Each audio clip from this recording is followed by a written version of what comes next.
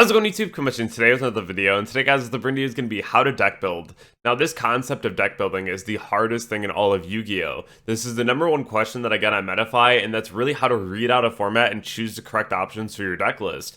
And this is something that isn't really taught, it's learned, and that's something where you see a lot of trial and error where someone will go to an event and they'll say that they played bad or that they just had bad matchups, but it really could just be that your deck building was poor for the event.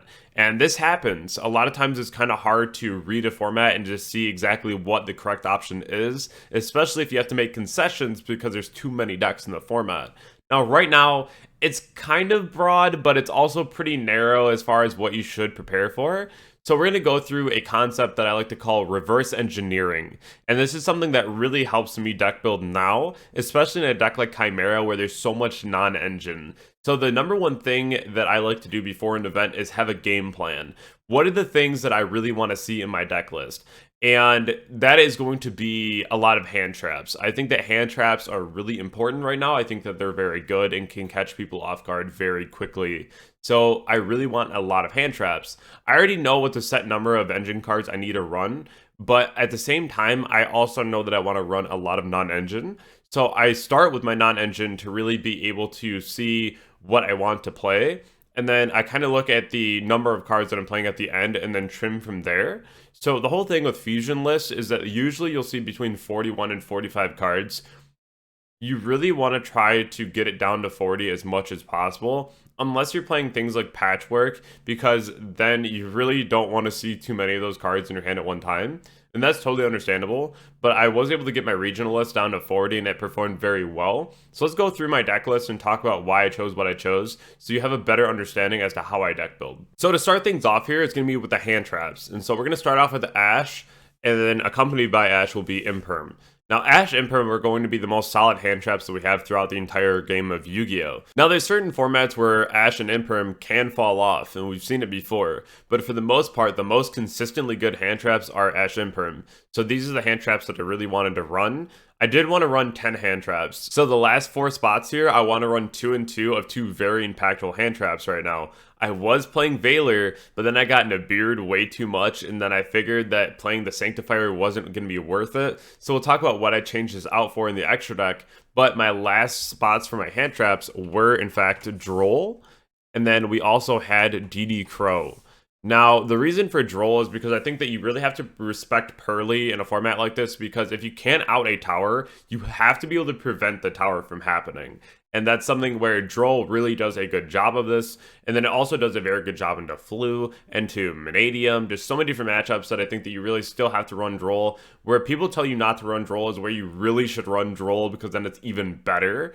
And then DD Crow just outperformed yesterday. Like, this card was just so crazy. Especially against Labyrinth. If your opponent goes pitch Ku Clock, and then they go pitch Furniture plus card, Reborn Ku Clock, and you Crow the Ku Clock, oh, it's so good. It's so good. But DD Crow really did well yesterday. And if you're not already playing DD Crow, I highly recommend it. I think this card is fantastic. So you have to kind of consider what deck you're playing when it comes to which kind of non-engine cards you want to play outside of hand traps. So the first one for me is going to be a mandatory 3 of my main deck, and that's Super Poly. This card wins me absurd amounts of games, and I think that you absolutely have to run this. Super Poly in a deck like Chimera really does put you ahead, especially when you have a card like Berthmet that you can brick on. So if you can Super Poly your opponent's board away and then normal summon Berthmet over like a Garura, that's pretty insane, and that's a lot of value. So this card comes up a lot, especially just going for an OTK, right? Because you can just go attack, attack, and then Super Poly your last 2 monsters into something else and attack for lethal. So a very cool card overall. And then if we're looking at other cards for non-engine, Fenrir being the most S-tier non-engine card we have in the game at the moment, especially being able to add itself, and then you get another monster in hand so that you can go ahead and fusion into your Guardian Chimera. I think Fenrir just really does out so many problematic situations, and if you're not already playing the Fenrir, I really do think that you should. In almost any deck, it's very, very good.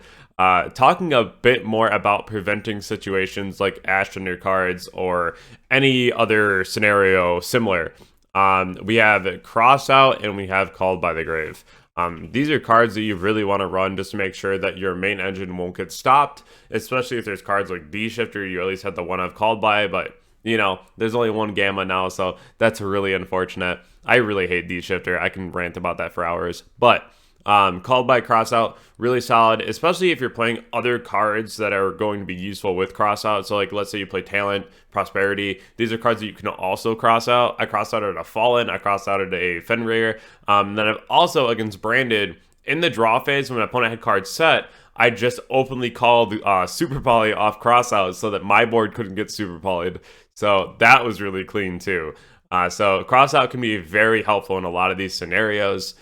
So I'm already at 29 engine, so I'm going to go ahead and start adding in some engine here just so we can see where we want to go with any remainders. Because let's say you add in like 14 cards, the last few spots you can kind of determine what you want from there, or if you want to add in like a third droll. This is where you're pretty sufficient with what non-engine you have, and you can just start working on your engine and then go from there. So let's go ahead and just add in the standard amount 3, 3, 3, 3, and 2.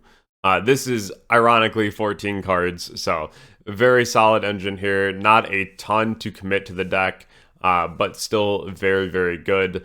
As far as the smaller engine, though, you already know that there's not a lot of starters in this, so you do have to add in the Branded Fusion and the Albaz. Typically, when you're looking at a small amount of starters, you want to add in a secondary engine that will allow you to be able to continue your play or get you to the other cards. That's typically what I look for in different engines that I'm playing. And if they're all very similar, then you can play like 3 different engines in Small World, because in Small World can get you into any of the 3 engines. So this is a very cool way to be able to see some congruency in the deck. And then also with Branded Fusion, I did decide here that I wanted to play the Light Hex Seal. This card came up a lot yesterday. This is very, very cool because if you activate Branded Fusion turn 1 and you summon Albion, this also helps if you open up Baphomet, because you can summon Albion and then summon Dragoon and then tribute summon Baphomet over the Albion. Now you get the Baphomet effect with protection, and then end phase you get follow-up in terms of Branded Fusion, and you have a Dragoon. So it was very solid. I think this came up so much. You can play the Goddess as well, because level 4 if you ever want to make like a Baguska or something, but I don't really think that comes up enough for that ever to be relevant. I do think that the Light Hex Seal came up quite a bit yesterday.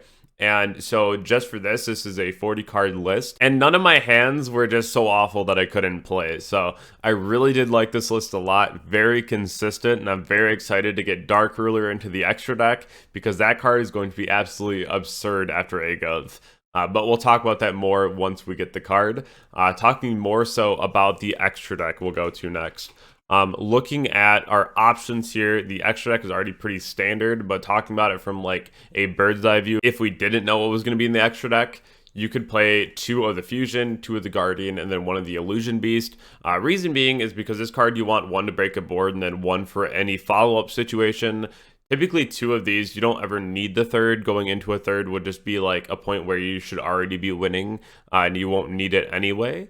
And then the Illusion Beast of all cards here is going to be 1 card that just allows you to OTK out of nowhere. This card is very, very strong, and a lot of people that know what the deck does are very afraid of seeing this card dropped on them. The next thing we're going to need is some Super Poly targets, and I think that's always going to be very important as well. So we have Mud Dragon, we have our Garura, and then we're also going to put in our Dragos Tapelia. These cards are all very solid when it comes to Super Poly. I think that Super Poly came up way too much yesterday, and the fact that that card's still legal is absurd. But I think of all the really absurd cards in Yu-Gi-Oh!, this is probably the most fair one. I think that there's way more broken cards. Not saying that this shouldn't just like stay legal, but I think that there's a lot more absurd cards in Yu-Gi-Oh! Talking more so about our branded package, 2 of the Albion, 1 of the Lubellion, 1 Mirror Jade, and 1 Rinbrum. I think that these are all really solid because when it comes to having the Albions, 1, you're going to send off the Mirror Jade for value to get your Branded Fusion. The other one you're probably going to use to make things like Dragoon. So I think that it's fine to have 2 of these. 1 Lubellion because at very worst you can shuffle itself back, or you can just summon it and then shuffle back other things, right? So I think that this is fine just as a 1 of. It's also the one that you want to summon the least because it's another discard that you don't really want to waste more value on. Then Mirror Jade is Mirror Jade. You could play 2, but I think playing 2 is just a mistake. It's just a waste in the extra deck spot, because if you don't see Brand Fusion anyways, then you're probably not really making it. There's a lot of situations where if you have like Birthmet plus Fallen, then you can make the Lubellion. That's the only reason why it's like really there, right? Because usually this is just summoning this, but sometimes it'll summon this if you want to summon out like your Illusion Beast, because this will allow you to summon this by shuffling back all your Corals and what have you, so you can attack like 6 times, which is crazy. The last things that we have to add here is going to be Dragoon, because we are playing our Light Hex Seal, which is very important. That card's really crazy. Dragoon just allows you to win games for literally no reason. And then Magnum the Reliever. Now, I know a lot of people don't really love this card, or they don't understand why it's in the extra deck, but there's a lot of moments where your opponent calls like Battle Phase to evenly you, and then you just use Chimera Fusion and go straight up into a Magnum the Reliever, because this card is another interruption that is really solid. It's another draw on your own turn, which is very cool. It's just another very cool utility card in a simplified game state that will really get you there a lot of the time. I think that card is very strong.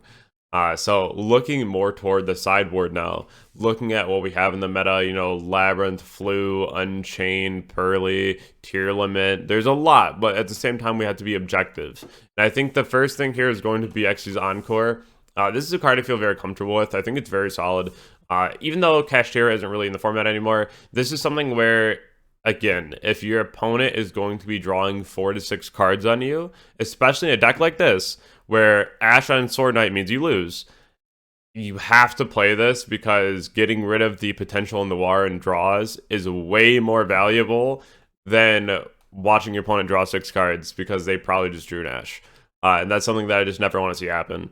And it just makes the Pearly matchup very free, because you already have 10 hand traps that really do a lot versus that deck.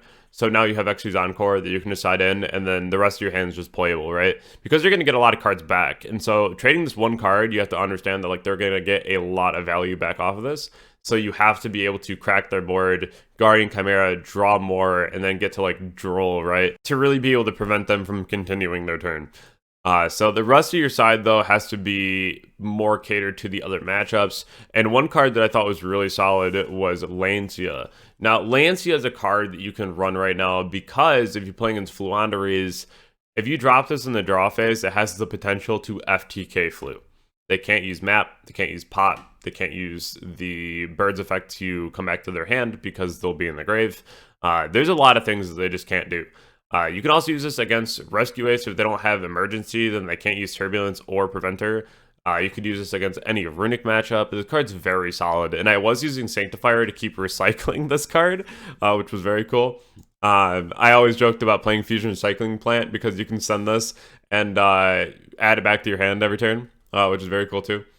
But at the same time, I do think that this card is really necessary right now. Again, right now, so it could change, but it's very, very good into Flu, and I really hate playing against Flu. So the next thing here is going to be the Blowout card, and also going to be very helpful with our Crossout is going to be Dimensional Barrier.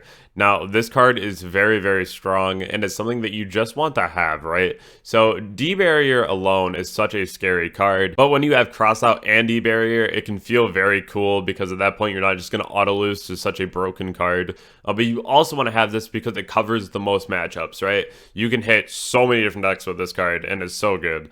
So make sure that you do have this in your sideboard. Again, this is a very generic sideboard for the format, but it's also very honed into a few specific decks that I think were the biggest problem.